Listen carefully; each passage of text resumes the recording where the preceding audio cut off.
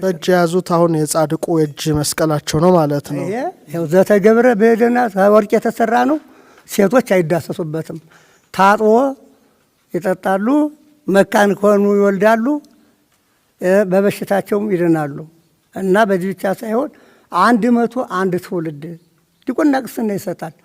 ቀደም ብዬ ነገራችሁ በብፁዕ አባታችን በአቡነ ተክለ ሃይማኖት ጊዜ ያንድ የተከበረ መኳንንት መጣ። በዚህ ወንዶች ሲዳሰሱ ዳሰኝ አለ። ሰውየውም ካህኑም አለ አርጅቱ አንደኛ አይዳሰስም ተባለ።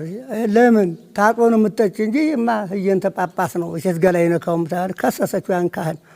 በተከሰሰ ጊዜ ሲቀርብ ገርሉ ላይ መሰከረ። ብፁዕ አባታችን አቡነ ተክለ ሃይማኖት እንዲህ አለማ በአሁኑ ጊዜ ቢገኝ ጳጳስ ምን ያስፈልጋል? አሁን ጋዜጣው ከኔ አለ። ይሄ እንዲሰራ ብለው ያዘዙበት ኩላ አለ።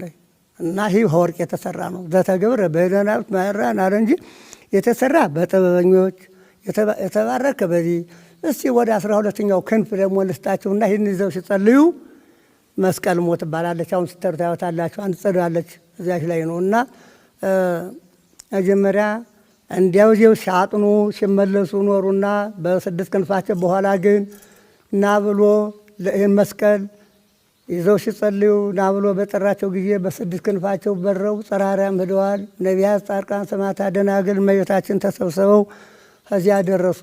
ምን አሉ ነቢያት? ያቢኑ ነቢያት ወይ ከበሩን ሐዋርያት አሉ። ሁሉም የበለጠ በስምንት ዓለምን የሚያደን ይሄ ነው አለና ከእመቤታችን ቃል ኪዳን ታምሮ አለ ከገድሉ ጋር ታገኙታላችሁ። ካደርሽበት ደር ተዋልበት እናት ሁኚ ብሎ ቃል ኪዳን ሰጥቷቸዋል።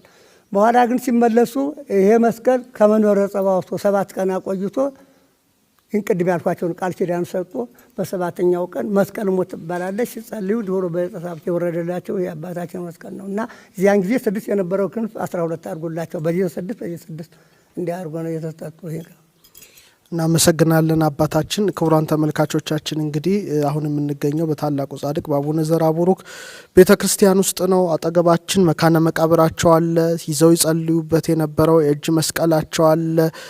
ስለዚህ በእውነት ከዚህ መስቀልም በኋላ ሙሉ እንደምንባረክ ሙሉ እምነት አለን። ክቡራን ተመልካቾቻችን አጠገባችን እንግዲህ እንደገና አቶ አስፋው አሉ። ስሞትን